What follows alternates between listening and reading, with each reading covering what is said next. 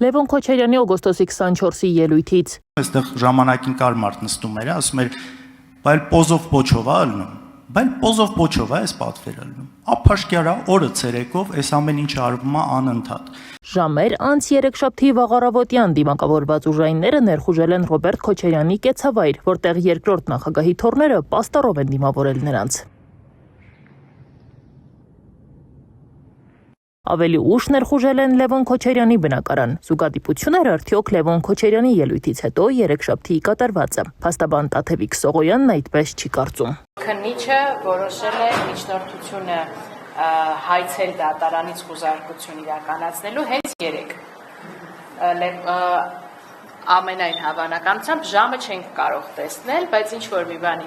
ինձ հուշում է, որ տեղի է ունեցել հենց Լևոն Քոչարյանի ելույթից հետո։ Ավելի ուշ հայտարարեցին, որ Ռոբերտ Քոչարյանը եւ նրա ավագ որդին Սեդրակ Քոչարյանը ձերբակալվել են։ Հանրային քրեական հետապնդում է հայտարարվել եւս 9 մարդու նկատմամբ, այդ թվում հանգուցյալ Անդրանիկ Մարգարյանի։ Հակակոռուպցիոն կոմիտեն նաեւ տեսանյութ է հրապարակել ներկայացնելով խուզարկությունների կադրերը։ Տեսանյութում երևում են Քոչարյանների ընտանիքին փոխկապակցված մի շարք հասցեներում իրականացված գործողությունները, այդ թվում բնակարաններում եւ բիզնես տարածքներում։ Կոմիտեի փոխանցմամբ վարույթի շրջանակում ուսումնասիրվում են պետական գույքի օտարման, դրա հնարավոր հանցավոր ծագումը քողարկելու եւ հետագայում գույքի տնօրինման հետ կապ ունեցող հանգամանքները։ 17 հասցեներում միաժամանակյա խուզարկություններ են կատարվել եւ տարածքներ են կապարակնքվել։ 4 մարդ ձերբակալվել է։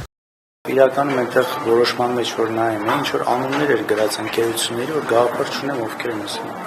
Չի հասկանում իմ կապը որը կարող լինի այդ ամեն ինչի հետ։ Ինչևէ, իսկապես հերթական անհեթեթությունն է։ Մոտավորապես 20 տարվա տարբերության մեջ մոտավորապես լոգիկան հետևյալ է։ 20 տարի, 25 տարի առաջ եղել են ինչ-որ գործողություններ, ինչ-որ տարածքներ են ապօրինի օտարվել, այնտեղից ինչ-որ ենթադրաբար ապօրինի գույք է ձևավորվել, այդ գույքը ձևափոխվել, եկել հասել է այս տուն, բայց այս տանը տենց էլ չկարողացան այդպիսի բան գնել։ Լևոն Քոչարյանի բնակարանում ուժայինների առջև դուռը Ռոբերտ Քոչարյան կրտսերն է բացել։ Մայրը երգչուհի Սիրուշան փորձել է երեխաներին բացատրել, թե հնարավոր է Սփայդերմենն է եկել, բայց դիմակավորված ուժայինների ներկայությունը երեխաներին մեղմ ասած շփոթեցրել է։ Փաստաբան Տաթևիկ Սողոյանը ներխուժման իրավաչափությունը հարցականի տակ է դնում։ Նույնիսկ մանկահասակ երեխան եկել ինձ ասում է, բայց ես գիտեմ, որ այս տեսակ ջոկատայինները պետք է ինչ-որ ահաբեկիչների մոտ գնան, ինչ-որ զինված մարդկանց մոտ, մեր տուն ինչի են եկել։ Լավ, վարույթն իրականացնող մարմինը ասում է, որ բայց իրանք չեն մասնակցել գործողությանը, էլի իրենց ներկայությունը, այդ դիմակավորված ներկայությունը ամեն դեպքում ազդեցություն է երեխաների եւ առհասարակ մարդկանց հարևանների նկատմամբ։ Ի վերջո բոլորին հետաքրքրող հարցը ինչ էին փնտրում ու ինչ են գտել բնակարանից, որը կարող էր ներկայացված մեղադրանքի համար իրեղեն ապացույց դառնալ։ Միակ բանը, որն առգրավել են խուզարկության ընթացքում Լևոն Քոչարյանին հարսանիքի առիթով նվիրած հուշամեդալներն են եղել, որոնց վրա էլ նշված է եղել նվիրողների անուններն ու հարսանիքի ամսաթիվը։ Առգրավել են նաև տարբեր կրիչներ, այդ թվում Smart TV-ից վերցրած կրիչ։ Իմ տպավորությունը այնպիսին էր, որ այս մարդիկ